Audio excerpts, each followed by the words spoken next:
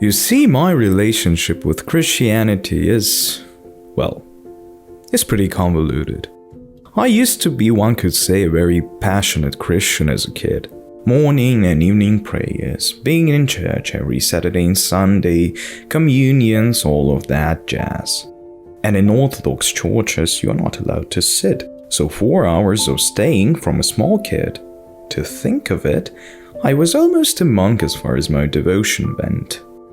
But then someone really dear to me got terminally ill. And I've prayed. What else could I do? In those prayers I was haggling with God, told him that I'd become a priest if the ill person would be healthy again. And then this person was no more. How could I deserve something like this? 9 years old kid face to face with death of someone real dear to him. Why would God allow something like this? Why was he hating me? Such thoughts swarmed inside of my head like flies. The fat priests on Banzas weren't making Christianity's image all more welcoming either, especially when on the same street some old people would rummage in garbage in search of something to eat. They weren't even homeless. The reality hit hard. The tunnel vision became broader. There is no justice in this world. This truth became obvious to my delusional ass. So it wouldn't be a surprise for you to hear that I became resentful. I hated God. I came to be one of those edgy kids who would write comments about divine inbreeding of Eve's and Adam's kids, or how Yahweh was all-loving enough to give people free will and then fucking kill them, because they did what they wanted. You know, the usual atheist warmongering stuff. The grudge was sitting really deep. Anything even vaguely connected to Christianity became just cringe. Yet this vacuum in my soul has opened me for something new. Philosophy. As with many of us, the aura of mystery and, of course, the feeling of superiority in comparison to people who don't read such things made an ace job at selling me this activity. How could my ego say no to something like this? Plato, Nietzsche, Descartes, Aristotle were all fascinating, but most of their philosophy couldn't really be used in a day-to-day life. And my utilitarian butt wanted something to lead me in it. That's when I opened Stoicism, Marcus Aurelius and Seneca to be more precise.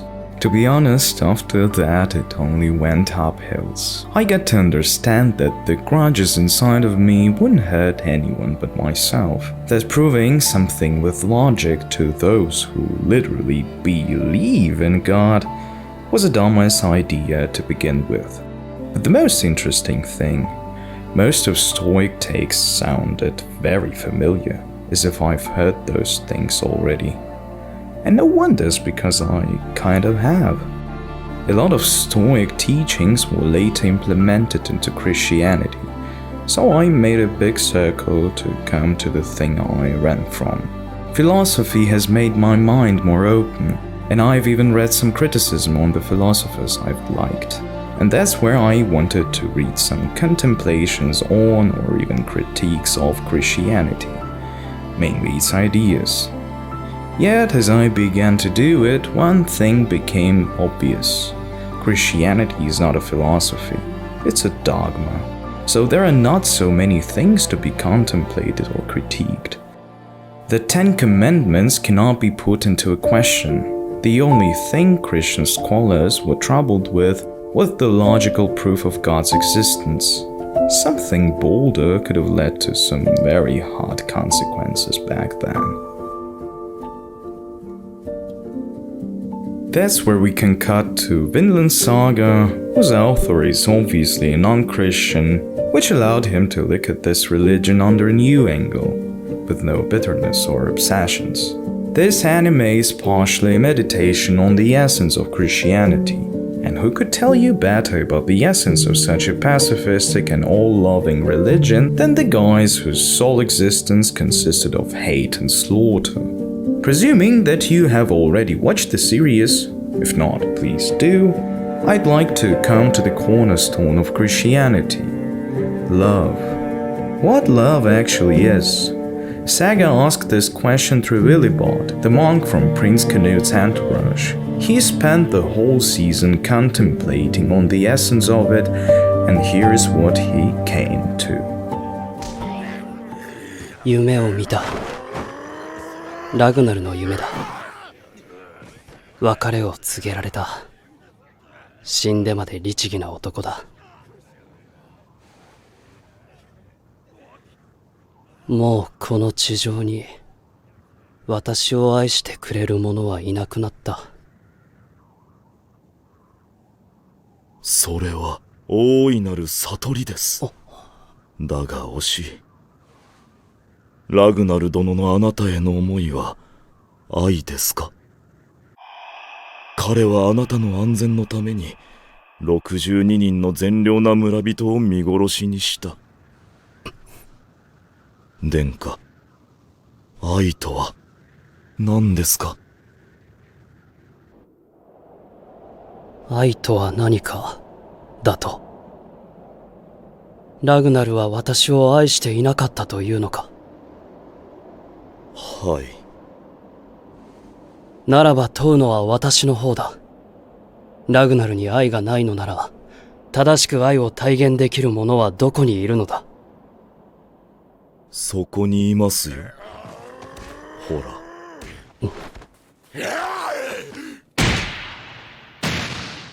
彼は死んで、どんな聖者よりも美しくなった。愛そのものと言っていい。彼はもはや、憎むことも、奪うこともしません。彼はこのままここに打ち捨てられ、その肉を獣や虫に惜しみなく与えるでしょう。雨風にさらされるがまま、それで一言半句の文句も言いません。死は人間を完成させるのです。愛の本質が死だというのか？はい。ならば親が子を、夫婦が互いを、ラグナルが私を大切に思う気持ちは一体何だ？差別です。王にへつらい奴隷に鞭打つことと大して変わりません。ラグナル殿にとって王子殿下は他の誰よりも大切な人だったのです。おそらく彼自身の命よりも。彼のあなたに対する心弱い思いは差別です。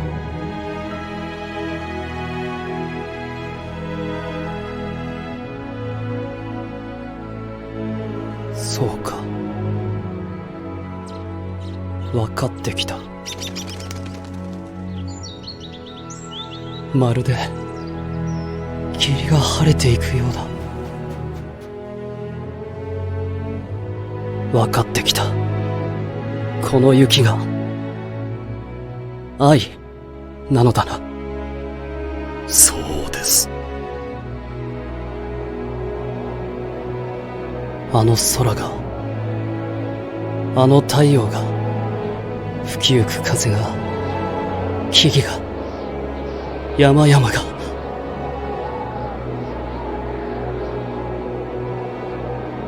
なのに、なんということだ。世界が、神の御業がこんなにも美しいというのに。人間の心には愛がないのか。 What in my opinion Willibald tried to say, the conventional love, the thing we perceive as love in society, is in reality only a transaction. You love someone because this person makes you feel a certain way or gives you something in return. Ragnar loved Canute because he gave him a reason to leave. A son, if you will. In Canute, Ragnar loved himself, the purpose in life the prince has given him. He loved this purpose so much he wouldn't flinch when Vikings slaughtered 62 people for the sake of Prince's saving.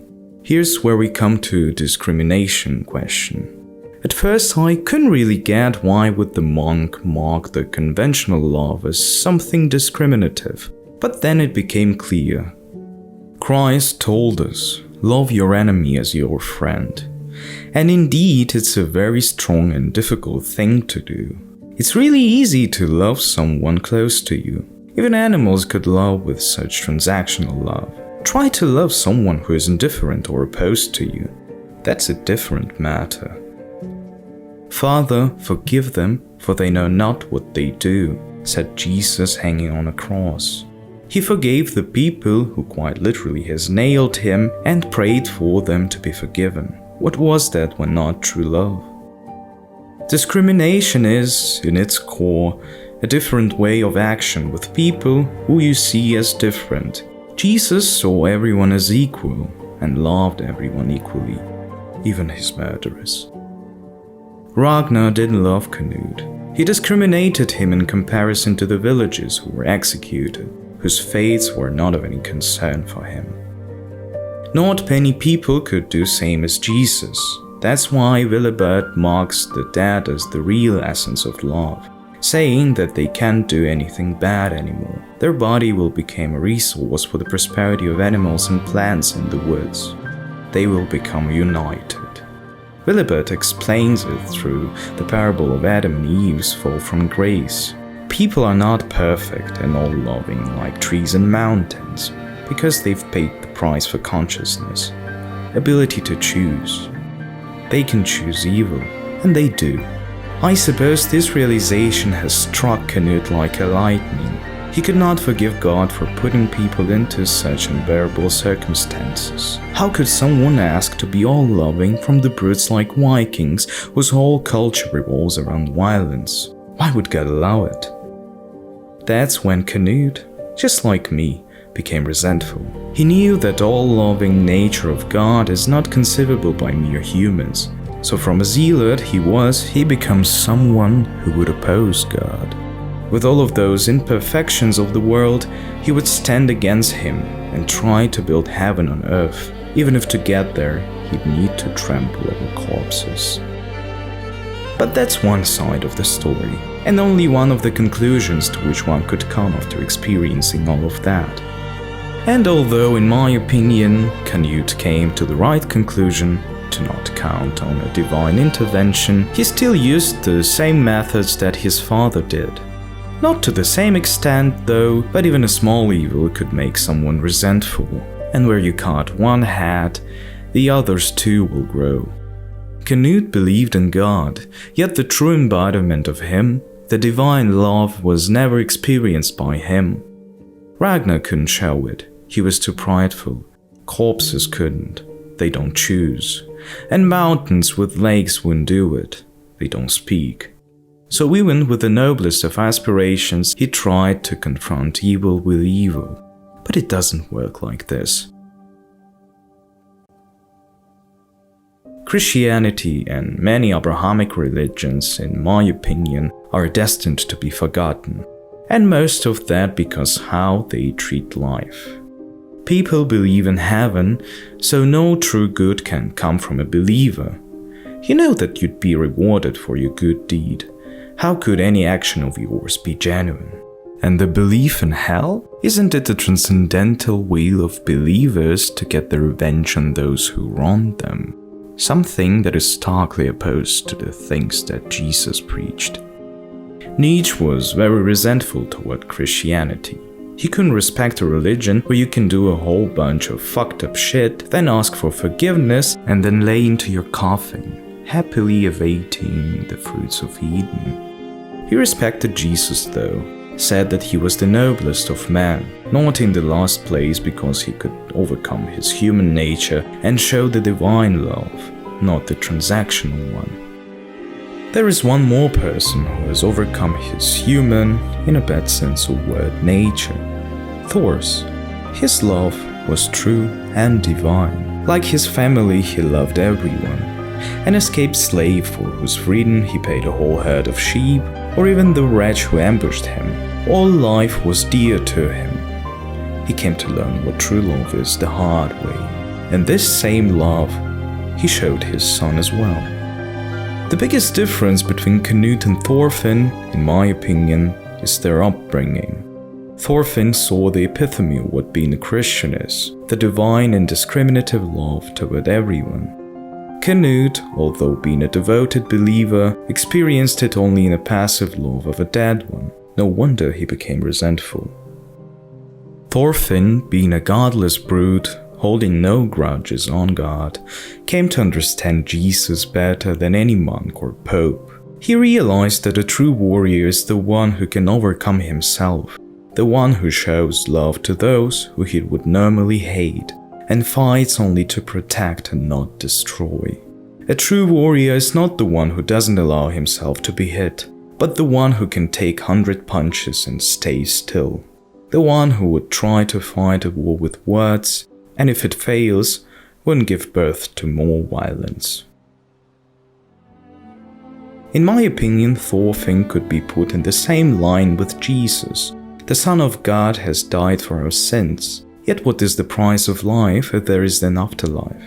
Thorfinn wasn't plagued that hard by the idea of this life being only a phase to achieve heaven. He came to respect life, because it's given only once, and who knows what there really on the other side.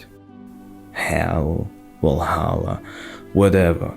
He didn't await any rewards for his deeds. He did it only because it was right. If Jesus died for our sins, Thorfinn lived to pay for his own. From my perspective, this takes even more courage, especially if you're not certain if you'd even be rewarded for that. You know, after all of this mind gymnastics, I began to think about my childhood, on how when the person that I loved died, I threw myself into self-pity. Why has God done it to me? How could I deserve this? Why me? Me, me, me, me. I wasn't truly loving this person. I loved the feeling that this person gave me. I haven't appreciated the gift of life that this person was bearing. It was a truly self-centered act of navel-gazing. I loved myself in this person. From now on, I'll try to love those who might be disrespectful or mean to me, just like Jesus. But not because I'd be rewarded for that, but because it's the right thing to do. Try love, true love, divine love. Try not to argue with that crazy bitch in a queue, or try to smile to that coworker that you hate.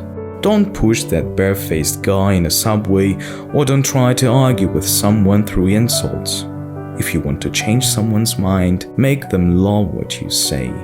Only through overcoming ourselves we can become better people. And who knows, maybe we can achieve this divine love that Jesus and Thorfinn had. But not for reward or something, but because it's right. You have no enemies. Try to do it for yourself.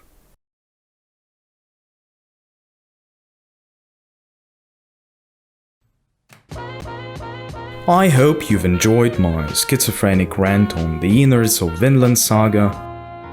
If this message will get only to one person and would make this person try to do better, this video was not in vain. Thank you for staying till now. Please subscribe, leave this video a like, and I love you guys. Truly. Try to love the others as well.